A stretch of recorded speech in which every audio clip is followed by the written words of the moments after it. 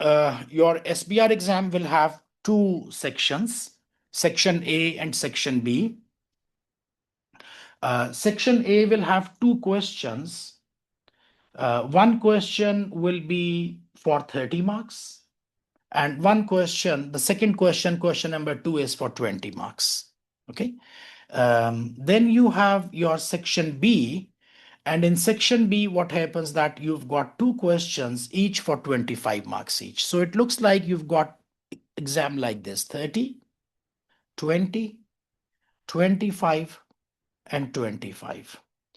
Now, having said this thing, now one thing I tell you that the syllabus for SBR is very long. It's quite lengthy syllabus. It's not difficult, it's not complex, and they are not going into details of the IFRS standard. So none of the standard is discussed in at a complex level. I would say that the knowledge of IFRS which you gain through SBR, that is beginner to intermediate level. So you should not be worried about it, that the topic is complex. Nothing is complex in SBR. The only thing is that the scope is very wide. You have to cover, you finish one topic, another comes. You finish another topic, another comes. And it seems like a never ending thing. So what is negative is that you need to give a lot of time because content is huge.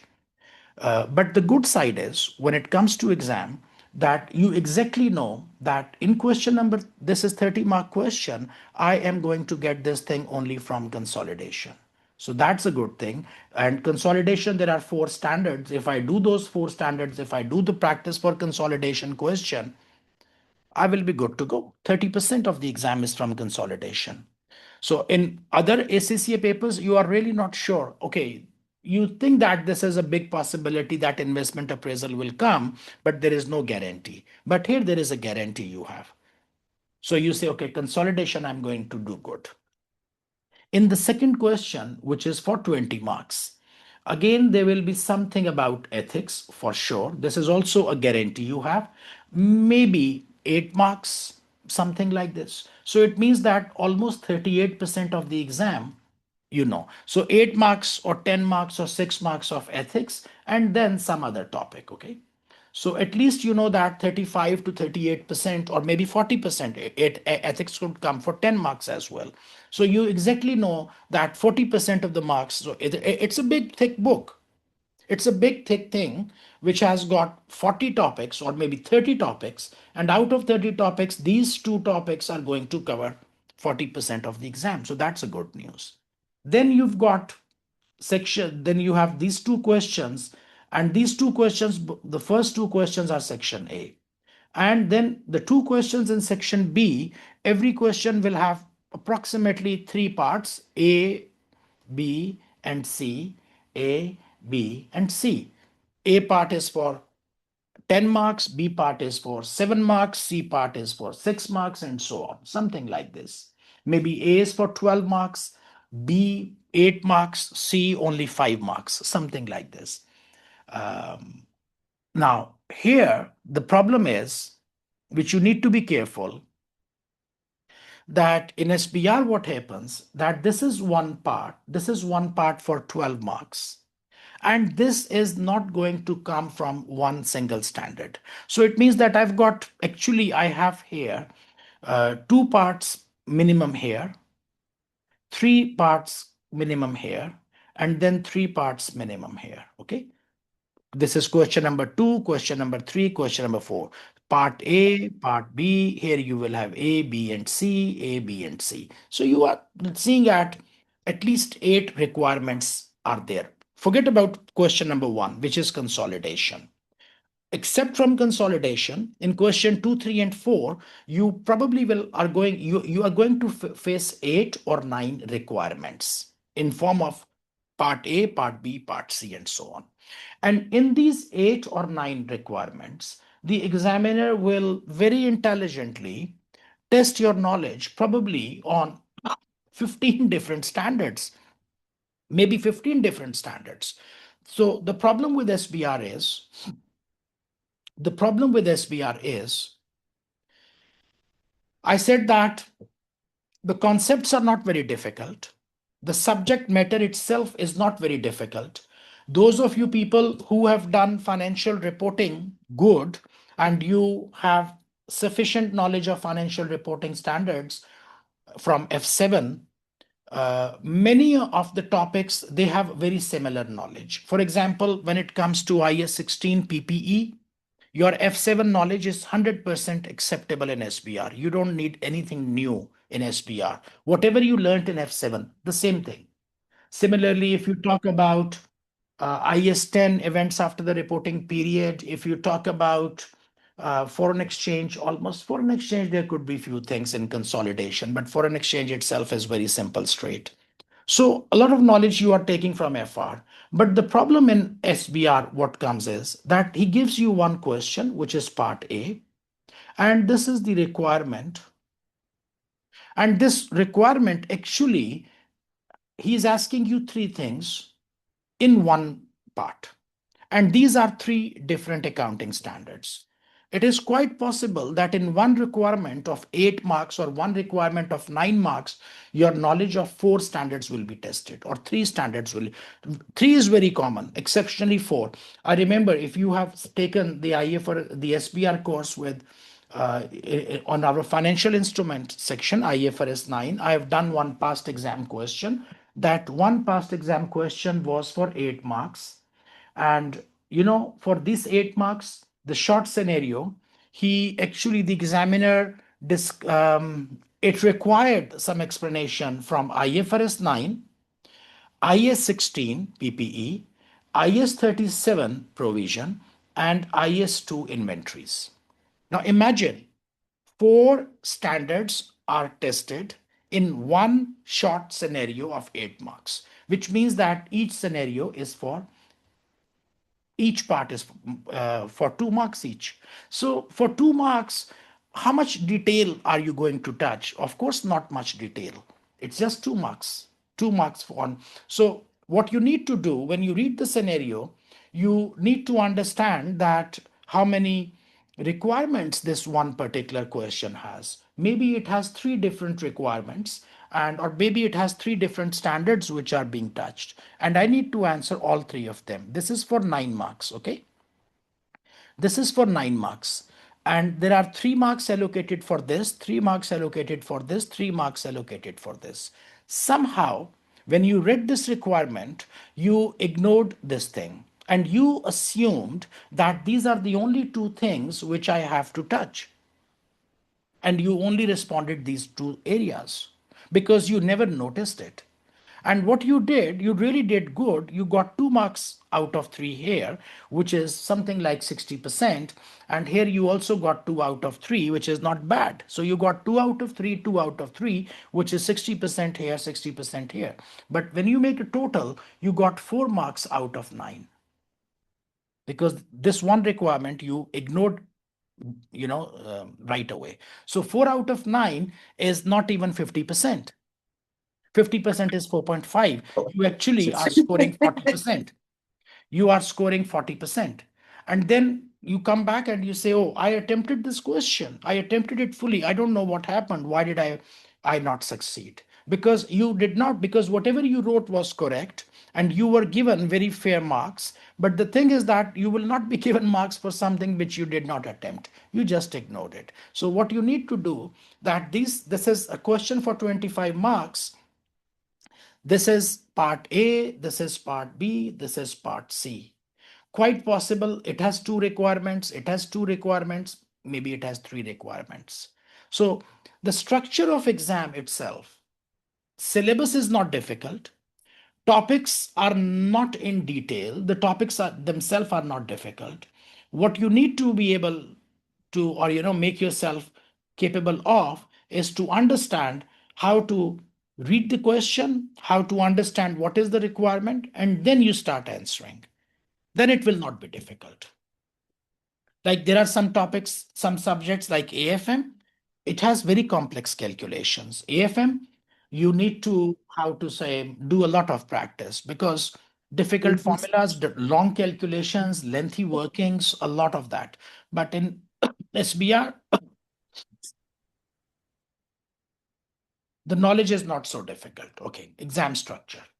Section A, actually, I already have explained you. The first question is for consolidation. Second question will have something from ethics for sure, and something comes from a different topic, okay, from a different standard.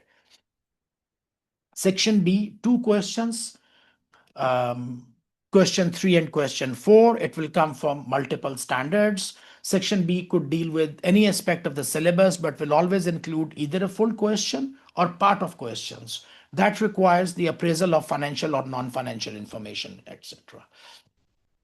Okay, 2 professional marks will be awarded. Now, this is actually for other papers like AFM, SBL, you've got 20 professional marks. So you have to be more careful on your drafting skills. In SBR, you've got only 2 professional marks. So it means that drafting skills are important, but the professional marks weightage is very little. So we don't need to be worried about that issue. Drafting skills. It's very important because remember that in SBR, the numericals or the numbers or the calculation is hardly 30%. 60-70% it goes to the writing, the interpretation, and that actually is not difficult. If you have some a particular style of writing, it's not really very difficult. I will explain you when we do questions. If you guys have watched my question videos, in many question videos I have explained most of the questions in SBR. There are 2 types of, we call it constructive response. Constructive response means where you have to write. So there are 2 types of drafting or constructive response questions. One which is purely academic, one which is related to scenario. These are the only 2 things. This one, probably in exam, they will give you 1 question only, and it will come. Purely academic question. Okay, what are the conditions for recognizing provisions, or what are about some impairment? He will ask you to write there are some typical standards, okay, in which a theoretical academic question can come. For example, very commonly he gives on deferred tax, impairment, provision, recognition criteria for internally generated intangible assets, for example. So what are the criteria for internally generated intangible assets? And that is now purely academic question. And these questions are always difficult to attempt. Difficult to attempt in the sense because you have to write a lot, because it will come for 10 marks or maybe 12 marks. And you really need to cover a lot of issues, a lot of things. So here your memory and the knowledge of your standard, the knowledge of the standard, that will matter a lot. But this will only be 1 question. Other questions will be scenario-based discussion. A scenario-based discussion means that a company has issued a bond, or maybe a company has, entered into a lease contract, or maybe a company has taken an asset on lease and then given on sublet it and, subleased the asset, and you do the calculation, and then they ask you that discuss the accounting treatment. Discuss the accounting treatment, calculate and discuss. So the scenario comes as calculate and discuss the impact of this lease contract on the financial statements. So first you calculate the numbers, which is probably only 3 marks, and then you have to describe it, write it down. That will have 7 marks. The description, so it will be a 10 marks thing. The calculation part is very simple, probably 3 or 4 marks. 6 or 7 marks will go to writing about it. And that writing style, which I say constructive response, should not be very difficult. I will explain you. It is very easy. You will always write down in 3 paragraphs. How are you going to write it down? I will explain during the live sessions, and I have done it in many question videos. One single format. If you have this with you, then you can answer all of these constructive response questions and you can score really well. This one could be difficult, but here It depends a lot on you, that how much have you read the standard in detail and how much knowledge have you retained from the standard. Here, technique is not important. Here, your memory is important. Here, your memory is important. Here, your technique is important. That how should I start my response and how do I do it? Okay. So we will do it together. But I'm just drawing your attention to those areas which you should pay attention to, or which you should know that, okay, these are the things which I should be careful while doing my SPR preparation. Syllabus, um, okay, this is the syllabus, what to read about it. Fundamental ethical and professional principle, financial reporting framework, reporting the financial performance of a range of entities, financial statements of group, consolidation, interpretation of financial statement, and the impact of changes and potential changes in accounting regulation. By the way, you guys are lucky in the sense that there has been a recent change in the IFRS. So we know that IFRS 18 and IFRS 19 have appeared. What is more important is IFRS 18. And what ACCA has this style or this approach that whenever a new standard comes, they test it very frequently. They test the new standard very frequently, multiple times, so that they make sure that students, they know about this new development, they know about this new thing, and that is IFRS 18. So I can fairly say that in December session, IFRS 18 will be tested. So we know consolidation will be there.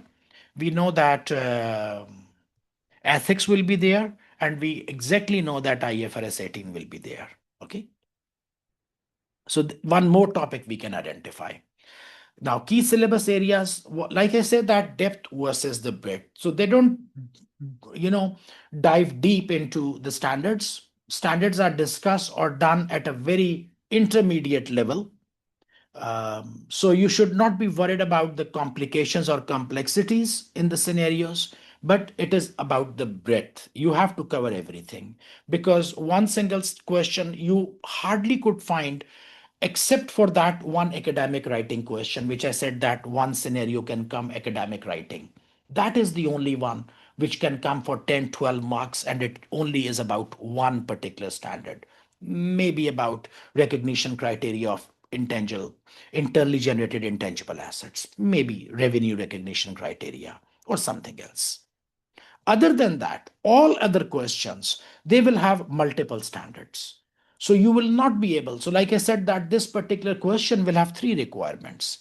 Each requirement is for 3 marks. You know this one you do not know. So you will lose marks. So it means that you need to go through the entire syllabus.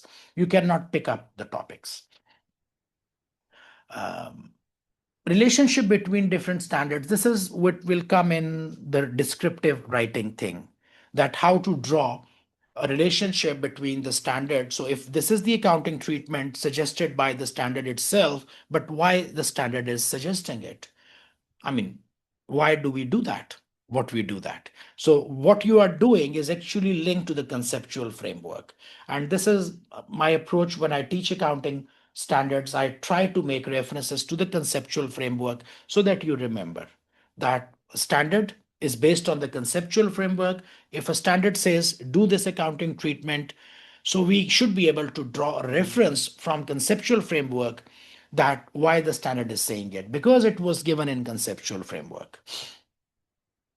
Question scenarios will include multiple standards. You should cover entire syllabus. Focus on the following standards. Now, although I said that you need to do all of the standards, but still, we always have things which are more important and there are things which are less important. Mm, I mean, in life or in exams or in education, academics, whoever, you can't say that everything is equally important. It's not true. Not everything is equally important. Few things are always more important than others. So these are the standards which I think that are more important. And these are not the only ones. Few more are coming. So don't be happy. IS 12 taxation, and we mean deferred tax, employee benefit, impairment, provision, intangible, investment property, maybe yes, maybe no. And IS 10 events after the reporting period is important. Now, if you pay attention, I did not mention IS 16 here. So PPE IS 16 was the most popular standard with you in F7. But with reference to SBR, I don't consider it as an important standard. It is hardly tested in exam.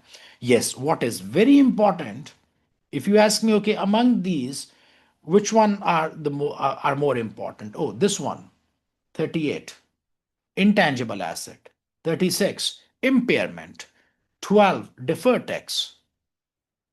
These are my choices for the most popular thing. So you can say that the best of the best or the most popular among the popular. Then with reference to IFRS, IFRS 2, IFRS 9, IFRS 15, 16, and allow me to write down IFRS 18 as well. 19 is there, but that's not an issue. So these are the standards. This is very important, IFRS 15, revenue, very frequently tested. Of course, financial instrument as well.